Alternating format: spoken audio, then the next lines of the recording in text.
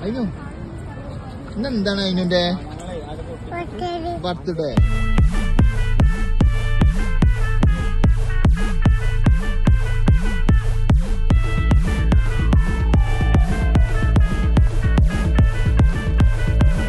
ഒരു സൽപുത്രൻ പിറന്നട പണ്ട്, മഹാധ്യായം തുടക്കമായെന്ന് ഇത് കേട്ടും മുഴങ്ങിടും പാട്ട്, കൊടും സന്തോഷ പിറന്ന നവ